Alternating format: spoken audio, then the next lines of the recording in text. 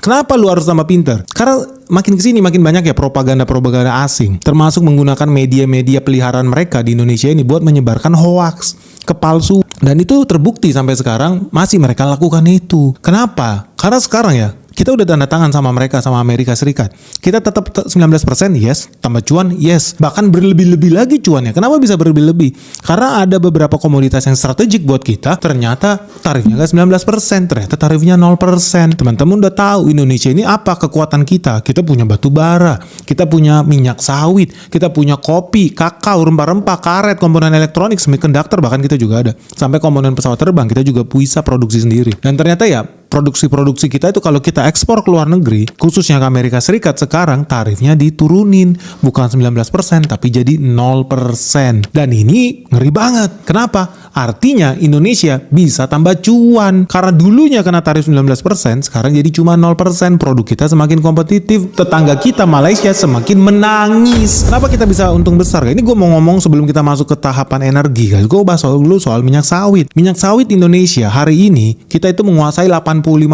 market share yang ada di Amerika Serikat. Jadi kalau lu pergi ke Amerika Serikat, 85% kemungkinan minyak yang lu makan, minyak goreng, biskuit, segala macam itu pakai CPO. Di bawah kita itu ada Malaysia.